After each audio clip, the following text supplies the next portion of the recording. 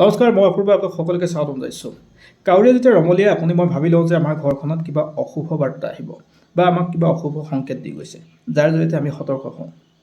যদি কাউৰী নাথাকে বা তেনেকুৱা অৱস্থাত এনেকুৱা কাম কিছুমান ঘৰত চলি থাকে বা ঘটনা ঘটি থাকে, যাৰ জৰিয়তে আমাৰ ঘৰৰ অশুভ বাৰ্তা আমাক দি যায়, অৰ্থাৎ আমাক সতৰ্ক হ'বলৈ কৈ যায়। আপুনি জানেনে এনে কি কি কথা আছে যাৰ জৰিয়তে আমি সতৰ্ক হ'ব পাৰোঁ, পূৰ্বানুমান কৰিব পাৰোঁ আমাৰ ঘৰৰ কিবা বিপদ আপদৰ ক্ষেত্ৰত? ধৰি লওক আপোনাৰ ঘৰৰ যিটো ঘড়ী ব্যৱহাৰ কৰে সেই ঘড়ীটো যদি বাৰে বাৰে বন্ধ হৈ গৈছে, এক। দ্বিতীয়তে, আপোনাৰ ঘৰৰ পাকঘৰত যদি চিচাৰ লগত জড়িত কাপ প্লেট যি আছে, ইটোৰ পিছত সিটো মানে এদিনৰ পিছত এদিন যদি প্ৰায় যদি ভাগি গৈ যাব ধৰিছে, তেনেহ'লে আপুনি সতৰ্ক হওক, নিশ্চয় কিবা এটা ঘটাৰ সম্ভাৱনা আছে।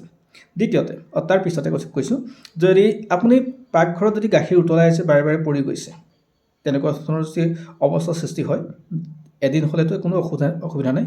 যদি বাৰে বাৰে হৈ গৈছে, তেনেহ'লে আপুনি অনুমান কৰক যে বা তেনেকুৱা ধৰণৰ কিবা খা খবৰ আহিব পাৰে, যাৰ জৰিয়তে আপোনাৰ মন বেয়া হ'ব পাৰে, ঘৰখনৰ কাৰণে অশুভ হ'ব পাৰে। আৰু ঠিক তেনেকৈ আপোনাৰ ঘৰত কিবা মাংগলিক কাম এটা কৰিবলৈ লৈছে, বাৰে বাৰে বাধা আহি আছে, সেইটো এটা কথা। আৰু ঠিক তেনেকৈ সিজাওঁতে বা কিবা ৰান্ধোতে তো কোনো বস্তু যদি জুইত বাৰে বাৰে পৰি গৈছে, এই কথাখিনি যদি হৈ আছে সঘনাই, তেনেহ'লে আপুনি সতৰ্ক হ'ব হ'ল, অৰ্থাৎ আপোনাৰ কিবা নহয় কিবা এটা দোষ আহি আছে। Thank U.